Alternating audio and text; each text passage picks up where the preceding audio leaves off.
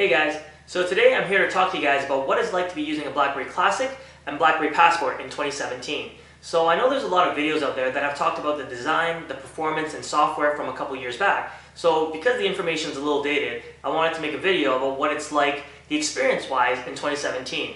I'll show you guys the apps that I do have loaded on the two devices, so it gives you guys a better idea of what's still available on the operating system, and you guys can hopefully make a decision on whether or not these phones are still worthy of a purchase today.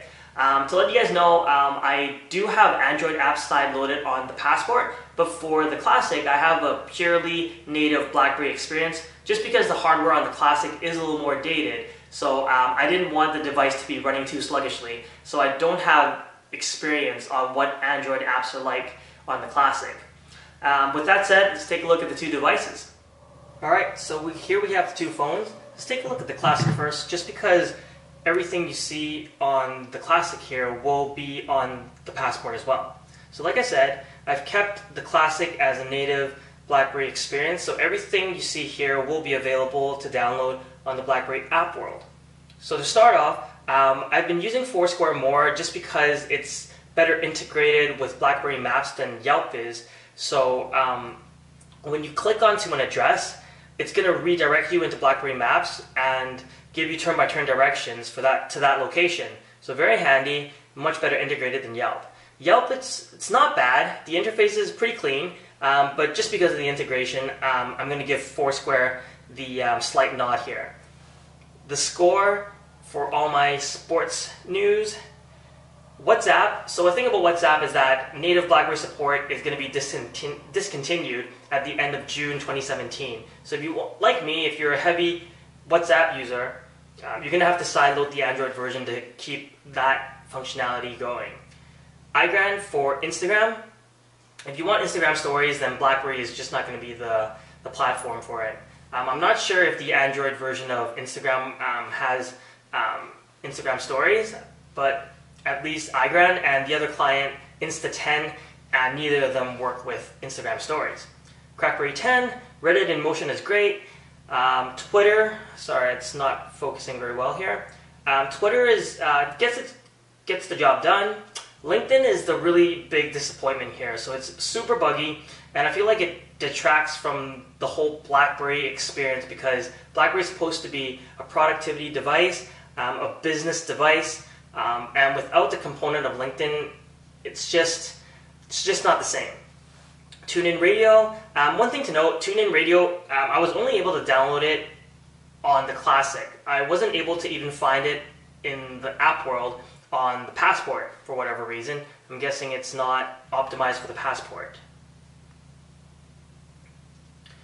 Over here, so native Dropbox support, Parrot for voice memos, Read It Now, which is the same as Pocket for Android and iOS, where you can download your articles on the browser for offline reading. Really handy. This was a paid app, so just a heads up, I did pay for that. And then all these are just BlackBerry native apps that they have, except for Maps Pro, which is an app that I bought, and it's similar to Google Maps, but it doesn't have turn-by-turn directions. But it gives me another database for maps. Focus here again. ETA transit directions. Search for Yelp. So this is the Yelp app. GasBuddy is great. Flip, fantastic. Pay by phone. Haven't had a chance to use it, but from my quick testing, it seemed like it was working pretty flawlessly. OpenTable, TimmyMe, Canadian Tire. Haven't had a chance to use those, but they're there in the App Store, or in the app world, I should say. Cineplex is fine for checking movie times and checking your points. Forgot to mention, I do live in Canada, so just to keep in mind, all these apps are available for Canadians. For banking, I'd say it's probably the most extensive category for Canadians. I think pretty much all the financial services are included, or have apps, I should say, in the app world. Scotiabank, Tangerine, Bank of Montreal, CIBC, TD, RBC.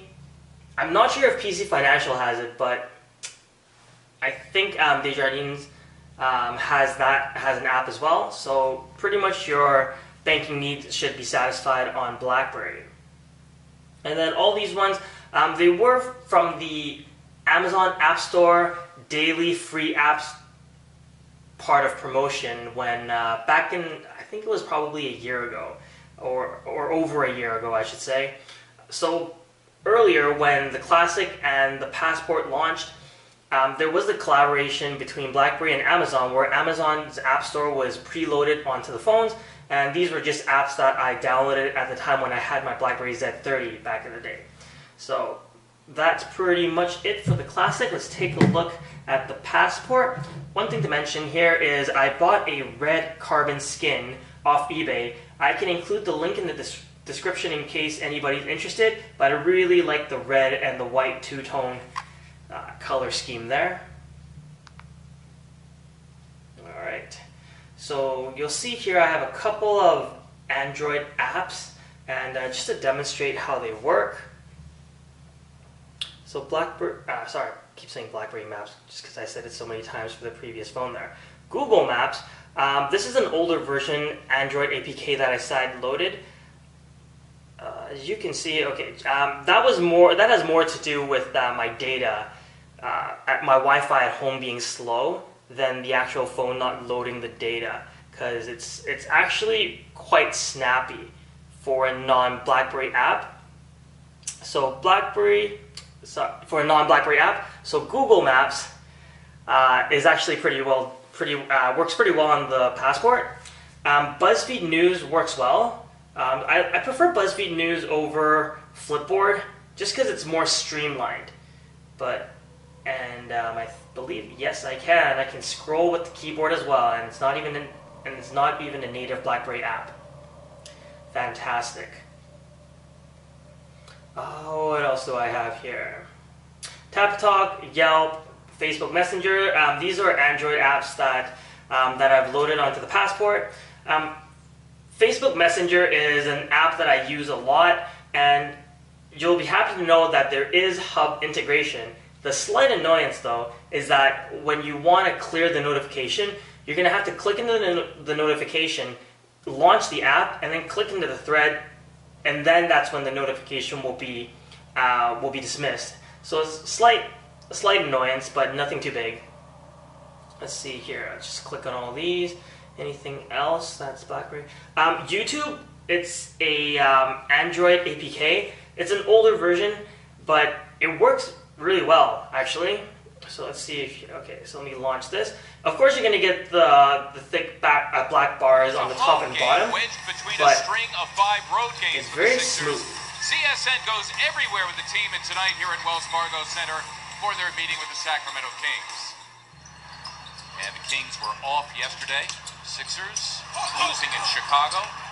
And as Garrett Templer's come up with a turnover. Alright, so there's that. On the Classic, I didn't load the YouTube app because I tried it before and it was sluggish. So what I do is I just log into my YouTube account on the browser, and it seems to work fine, pretty smoothly that way. Yahoo Finance and Stocks are Android apps. One thing I forgot to mention, sometimes BlackBerry apps will run really differently on different devices. So for my Bank of Montreal Investor Line app, for some reason I can't use it on the Passport, but it works fine on the Classic. Whenever I'm trying to log in on the Passport, it gives me an error saying that please download the latest update, but it is already the latest update. For whatever reason, it just doesn't work. PC Plus is something that I side-loaded for my grocery needs. I think that's about it. And then right here I have a Google folder because these are all the files that I need to download, or install I should say, into my Passport to be able to have Google services run properly on the phone. So essentially that's what I have. Those are the core apps. There's also a Reddit thread that talks about what kind of BlackBerry apps are still currently used by a lot of BlackBerry users and that the developers are still supporting it. I'll also leave that link in the description below. getting late. I'm getting a little tired. Can't speak. My apologies.